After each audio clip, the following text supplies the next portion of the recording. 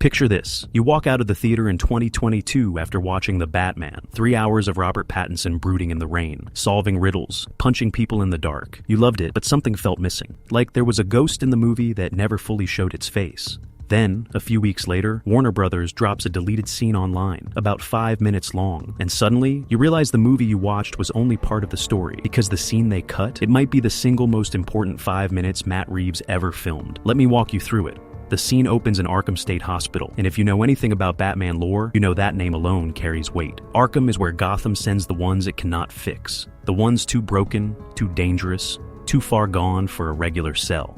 Batman walks through the facility. He is not there to fight anyone. He is doing something way more unsettling. He is visiting a prisoner, and he is going to ask that prisoner for help. The prisoner is never named in the scene. Not once. But the second you see him, you know exactly who he is. Barry Keoghan sits behind a thick pane of glass, his face covered in severe scarring, his skin stretched and pulled into something that resembles a permanent grin. His hair is stringy and unkempt. His eyes are sharp, almost playful. He does not look like a man sitting in a cell. He looks like a man who chose to be there because it amuses him. This is the Joker, and Matt Reeves wanted you to meet him before the Riddler's story was even finished. Batman stands on his side of the glass, and he lays out photos of the Riddler's crime scenes, the bodies, the messages, the cryptic puzzles left behind for Gotham to decode.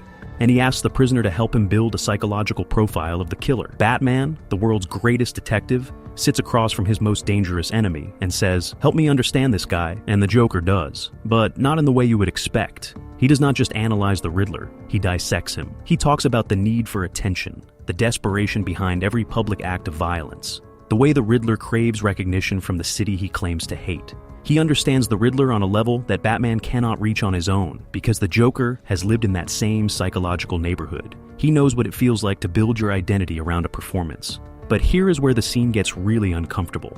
The Joker does not stop at the Riddler. He turns the conversation toward Batman. He starts picking apart the man behind the mask with the same cold precision. He talks about their relationship, and implies that they have met before, roughly a year earlier, when the Joker was first captured and thrown into Arkham.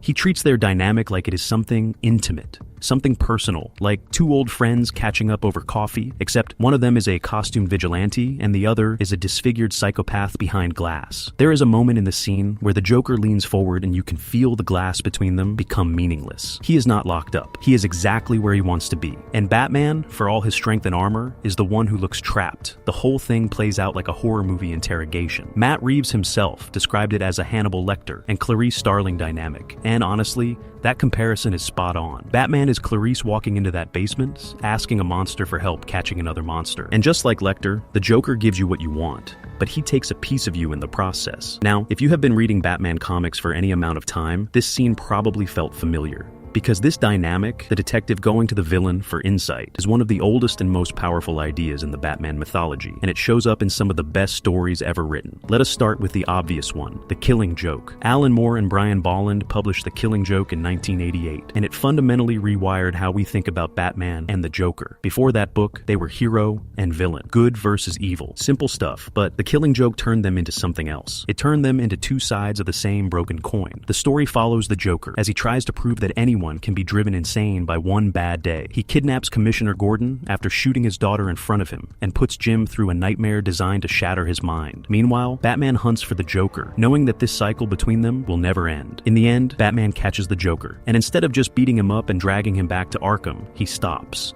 He offers to help him. He says, "Look, we have been doing this for years, and it is going to end with one of us killing the other. Let me help you before that happens." And the Joker tells a joke about two guys escaping from an asylum, and they both laugh. Batman and the Joker, standing in the rain, laughing together. That moment is so ambiguous that people have been arguing about it for decades.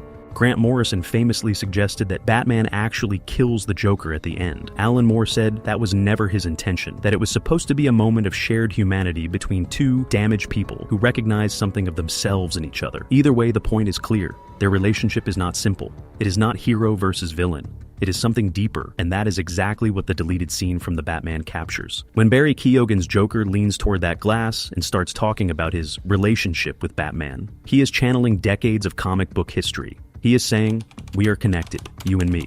You need me as much as I need you, and the terrifying part is that he might be right. Now let us talk about another book that directly connects to this scene. Arkham Asylum, A Serious House on Serious Earth. Grant Morrison wrote this one in 1989, with art by Dave McKean, and it is one of the most psychologically intense Batman stories ever published. The setup is straightforward. The inmates of Arkham Asylum take over the facility on April Fool's Day. The Joker leads the revolt. They take the staff hostage, and they make one demand. They want Batman to come inside, so Batman does. He walks through the front door of the asylum, knowing he is entering a trap, and he faces every horror that lives inside those walls. The Joker, Two-Face, Scarecrow, Killer Croc, one after another, in a gauntlet designed to break him. But the real story is not about the fights. It is about the question the book keeps asking. What is the difference between Batman and the people locked up in Arkham? If he dresses up in a costume and beats criminals half to death every night, is he really that different from the patients? Morrison makes you sit with that question, and he never gives you a comfortable answer. In Reeves's version, Batman walks into Arkham voluntarily. He sits down across from the Joker by choice, and in doing so, he crosses a line that most heroes would never cross. He admits, even if only through action, that the Joker understands something about the criminal mind that he does not. He goes to the monster for wisdom. That is a Batman who is closer to Morrison's version than any we have seen on screen before. A Batman who is willing to descend into darkness to get answers, even if it costs him something he cannot name.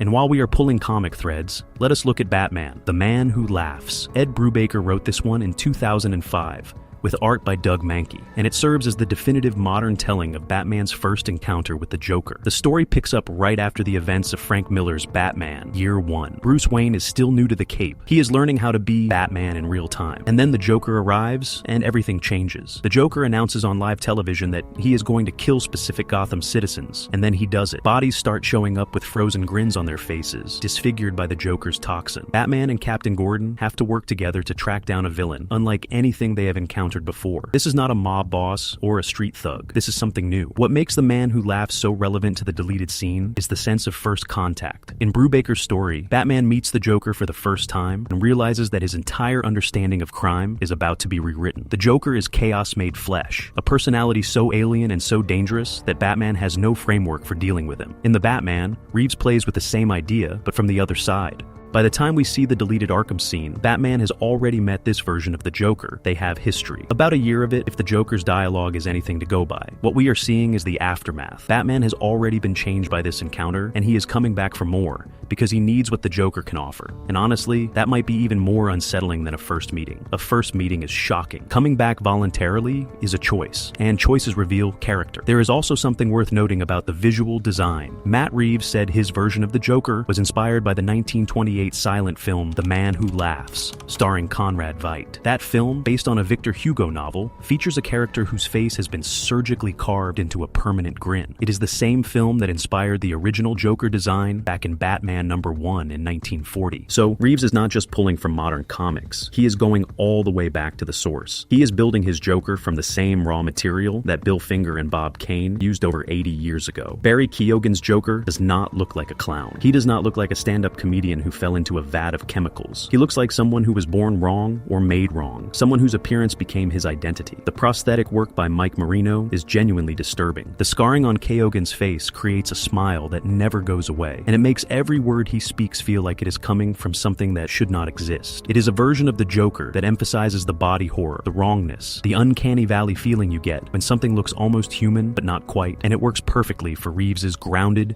noir-influenced Gotham. This is not a comic book villain. This is a patient in a facility, and he happens to be the most dangerous person in the city. So why did Reeves cut it? The answer is actually pretty straightforward. Reeves explained in interviews that the scene, while he loved the performances from both Pattinson and Keoghan, was not essential to the Riddler's story. The film was already close to 3 hours long, and every minute needed to serve the central mystery. The Riddler was the villain of this movie. His arc, his motivations, his unraveling of Gotham's corruption, that was the spine of the film. And the Joker scene, as powerful as it was, pulled focus away from that. Think about it from a pacing perspective. You are watching this dark, rain-soaked detective story. You are deep in the Riddler's puzzle. And then suddenly, the movie takes a 5-minute detour to introduce a completely different, iconic villain. Even though the scene is fantastic, it creates a kind of narrative whiplash. Your brain goes, oh wait, is this a Joker movie now? And that is exactly what Reeves wanted to avoid. He also mentioned that he was saving the Joker for future projects. The Joker's role in the Batman was never meant to be a big reveal or a sequel hook. In the theatrical cut, the Joker still appears briefly at the very end, sharing a cell block with the Riddler in Arkham, offering him a twisted kind of friendship. That cameo works because it is small. It is a whisper, not a shout. It tells you the Joker exists in this world without making the movie about him. And here is where it gets interesting from a filmmaking strategy standpoint. This mirrors exactly what Christopher Nolan did with the Dark Knight trilogy. Remember, Nolan did not dump all his villains into one movie.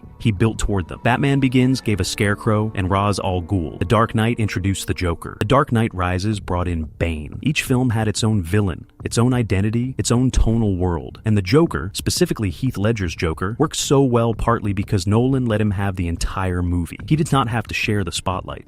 Reeves understands this principle. If you put the Joker in the Batman for real, he takes over. He always does. The Joker is a black hole of a character. He warps every story around him, and Reeves did not want that. He wanted the Riddler to have his moment. He wanted Paul Dano's performance to be the centerpiece, and cutting the Joker scene was a way to protect that. But there is a second layer to this decision that people do not talk about enough. By releasing the scene online after the theatrical run, Reeves did something clever. He gave fans the Joker content they wanted without compromising his film. The scene exists. You can watch it. It is canon, but it does not interrupt the Riddler's story. It lives in its own space, like a deleted chapter from a novel that enhances your understanding of the world without being necessary for the plot, and it proves that Reeves is thinking long-term. He is building a universe, not just making a movie. Every piece matters, and every piece has its place. So it tells us that the Batman-Joker dynamic in this new universe is going to be something we have never seen on screen. Reeves is pulling from the deepest cuts of the comic book library, and Barry Keoghan's performance in that deleted scene proves he can carry it. The way he shifts between playful and menacing, the way he reads Batman's body language like a book, the way he makes 5 minutes feel like an entire movie. That is the kind of talent you build a franchise around. When this Joker finally gets his full debut, whether it is in a sequel or a spin-off or something else entirely, we are going to see a version of the character that is rooted in the most iconic comic book interpretations, but filtered through Reeves's grounded, noir-influenced lens. A Joker who is not a clown or a gangster or an agent of chaos in a purple suit. A Joker who is a patient, a prisoner, a mind that Batman cannot ignore, no matter how much he wants to. Batman already knows this. He has already sat across from this man behind glass and asked for help. He has already crossed that line. Some scenes get deleted because they are bad. Some get deleted because they do not fit. And some get deleted because they are too good, too powerful, too heavy for the story around them. This was that third kind. And when the Joker finally steps out of Arkham and into the full spotlight, remember that the seed was planted in a scene that most people almost never saw. 5 minutes on the cutting room floor that contain more tension, more psychology, more raw comic book energy than most full-length movies ever manage. That is the power of a good Batman story. Even the parts they throw away are better than most people's best work, and Matt Reeves knows it. He is just waiting for the right moment to let it all out.